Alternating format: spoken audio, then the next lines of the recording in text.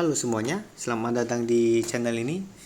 Kali ini saya akan mereview jurnal ya, bersama anggota-anggota saya dalam satu kelompok, yaitu ada saya sendiri dengan eh, teman saya, Kristela, Febrianti, dan Angelika. Jurnal yang akan kami review itu ada dua ya.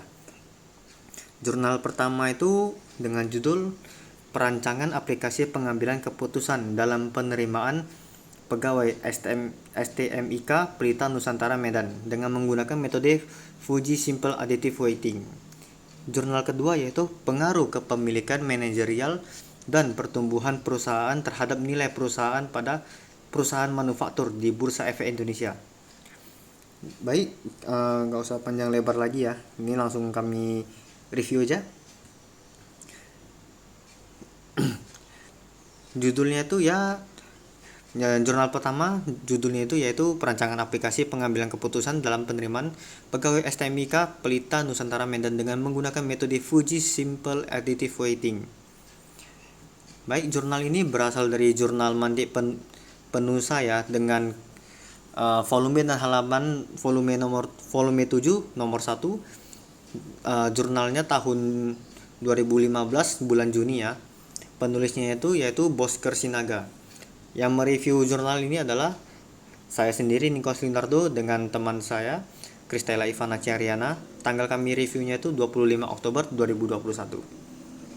Kemudian masalah atau fenomena penelitian ini yaitu ada 3 ya. Pertama, bagaimana menghitung nilai dan skor dari calon pegawai yang sudah melakukan tes dengan mudah dan cepat. Kedua, bagaimana mengetahui kemampuan calon pegawai dengan mudah dan cepat. Dan bagaimana penerapan metode Simple Additive Weighting yang digunakan dalam sistem penerimaan pegawai. Tujuannya itu ada 3, yaitu membuat sebuah sistem komputerisasi untuk yang dapat digunakan dalam menentukan calon pegawai yang akan diterima. Kedua, membuat sistem yang dapat menghitung total dari nilai dari setiap kategori dari setiap calon pegawai. Ketiga, mengimplementasikan metode Simple Additive Weighting dalam menentukan perangkingan penilaian sesuai dengan kriteria yang sudah ditentukan. Subjek penelitian kami yaitu SDM Sekolah Tinggi Manajemen Informatika dan Komputer atau STMIK, dengan objeknya itu yaitu pegawai-pegawainya. Metode penelitian yang kami lakukan yaitu Simple Additive Weighting. Hasil penelitian tersebut, hasilnya terbentuk berbagai form, yaitu form login, menu utama, pemasukan data pegawai, pemasukan data kriteria, pemasukan data nilai calon pegawai, pemasukan data bobot kriteria, pemasukan data proses pembuatan nilai. Maka sistem komputerisasi pada data calon karyawan prosesnya akan semakin cepat dan akurat. Kekuatan dari penelitian ini yaitu hasilnya cukup akurat disertai dengan data-data yang lengkap dari rumus, tabel, gambar, dan juga hasilnya.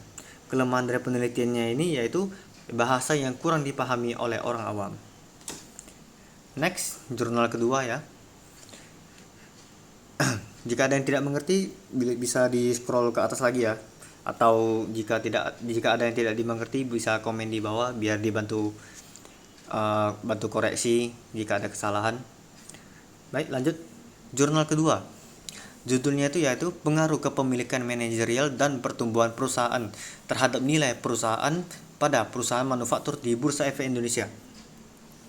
Jurnal ini berasal dari jurnal elektronik Jurnal Ekonomi dan Bisnis Universitas Udayana. Volume dan halamannya yaitu halaman 143 sampai halaman 172 dengan tahun 2016 jurnal ini.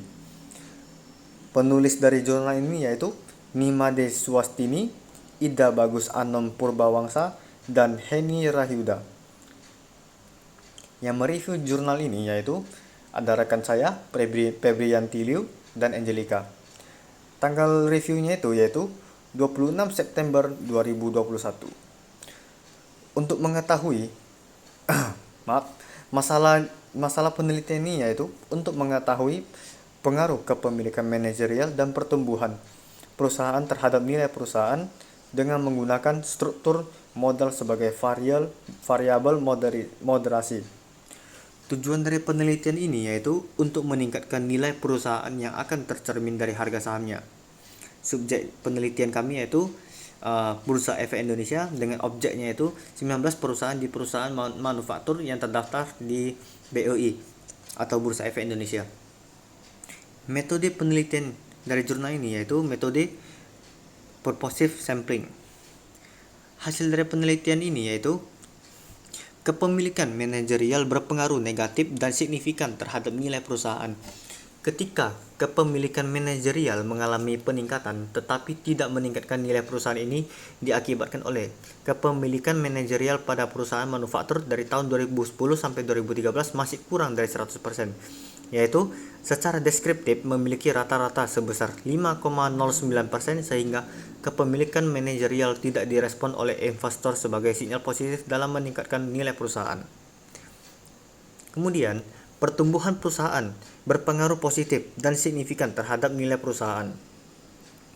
Pertumbuhan perusahaan yang semakin tinggi maka akan meningkatkan nilai perusahaan. Perusahaan yang terus tumbuh umumnya akan memiliki prospek yang baik. Hal ini tentu akan direspon positif oleh para investor sehingga akan berpengaruh pada peningkatan harga sahamnya. Peningkatan harga saham berarti pula peningkatan nilai perusahaannya. Ini lebih jatuh ke analisa fundamentalnya ya guys. Kemudian, struktur modal berpengaruh positif tidak signifikan terhadap nilai perusahaan. Hal ini berarti bahwa semakin besar struktur modal tidak mempengaruhi nilai perusahaan secara signifikan.